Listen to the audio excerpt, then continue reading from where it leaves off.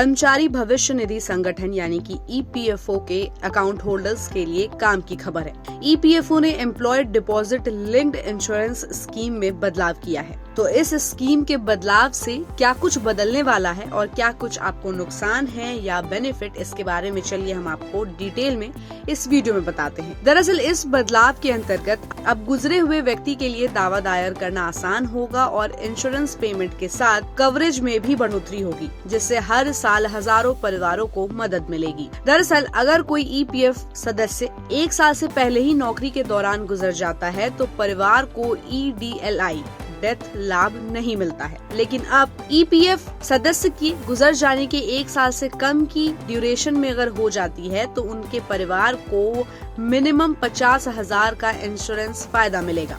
इस अमेंडमेंट से हर साल सेवा के दौरान गुजर जाने के 5,000 से ज्यादा मामलों में ज्यादा फायदे मिलने की उम्मीद है। अब अगर आप जानना चाहें कि ईडीएलआई योजना है क्या, तो भारत सरकार ने 1976 में कर्मचारियों के असामयिक निधन की स्थिति में उनके परिवारों को फाइनेंशियल सिक्योरिटी देने के लिए ईडीएलआई योजना की शुरुआत की थी। इसके तहत ईपीएफ के लिए रजिस्टर्ड कर्मचारियों को लाइफ इंश्योरेंस दिया जाता है। खास करके ये स्कीम उन ईपीएफ अकाउंट होल्डर्स को कवर करती है जो नौकरी के 1 साल के अंदर ही गुजर जाते हैं। नौकरी बदलने वाले कर्मचारियों को भी अब इंश्योरेंस कवरेज मिलता है। ईपीएफओ के नियमों में बदलाव से उन ईपीएफ सदस्यों के लिए ईडीएलआई का लाभ मिलेगा जो हाल ही में ईपीएफ स्कीम में शामिल हुए हैं और नौकरी के 1 साल के अंदर वो गुजर चुके हैं। ऐसी स्थिति में ईपीएफ सदस्य के परिवार को मिनिमम 50,000 रूपए का लाइफ इंश्योरेंस मिलेगा। ईडीएलआई स्कीम में अमेंडमेंट के बाद कर्मचारियों को अब 2.5 लाख रुपए से 7 लाख रुपए के बीच बीमा कवरेज मिलेगा।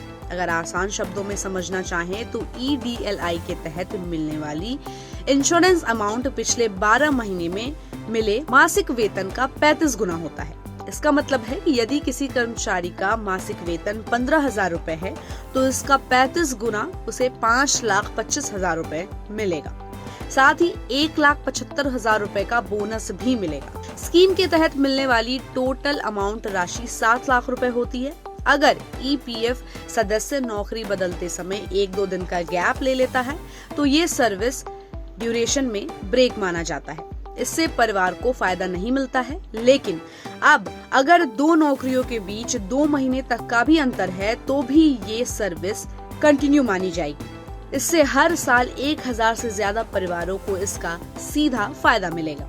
तो ईपीएफ के इस नए बदलाव और रूल्स के बारे में आपकी क्या राय है, हमें अपनी राय कमेंट बॉक्स में दें और ऐसे ही अपडेट्स के लिए देखते रहिए गुड रिटर्न्स। हमारे चैनल को लाइक और सब्सक्राइब करना बिल्कुल भी मत भूलिएगा।